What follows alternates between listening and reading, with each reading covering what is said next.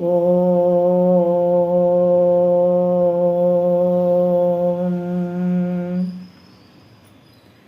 ముందుగా శ్రీకృష్ణ ప్రార్థన. వసుదేవసుతం దేవం కంసచాణూరమర్దనం దేవకీ పరమానందం కృష్ణం వందే జగద్గురుం. శ్రీకృష్ణం వందే జగద్గురుం. జై శ్రీకృష్ణ. ఇప్పుడు శ్రీమద్ భగవద్గీత 4వ అధ్యాయం జ్ఞాన కర్మ సన్యాస యోగము నుండి 10వ శ్లోకం నేర్చుకున్నాం. Now we will learn Shrimad Bhagavad Gita chapter 4 Jnana కర్మ సన్యాస యోగ 10th శ్లోక. వీతరాగ భయ క్రోధ వీతరాగ భయ క్రోధ వీతరాగ భయ క్రోధ మన్మయా మాముపాశ్రితాః మన్మయా మాముపాశ్రితాః మన్మయా మాముపాశ్రితాః బహవో జ్ఞానతపసా బహవో జ్ఞానతపసా బహవో జ్ఞానతపసా పూతా మద్భావమాగతాః పూతా మద్భావమాగతాః పూతా మద్భావమాగతాః. Once again.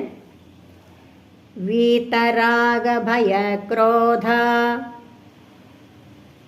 వీతరాగ భయ క్రోధ మన్మయా మాముపాశ్రితాః మన్మయా మాముపాశ్రితాః బహవో జ్ఞానతపసా బహవో జ్ఞానతపసా పూతా మద్భావమాగతాః పూతా మద్భావమాగతాః. Now full line. వీతరాగ భయ క్రోధ మన్మయా మాముపాశ్రితాః వీతరాగ భయ క్రోధ మన్మయా మాముపాశ్రితాః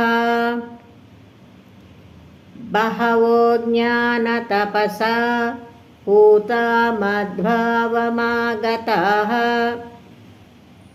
బహవో జ్ఞానతపసా పూతా మద్భావమాగతాః.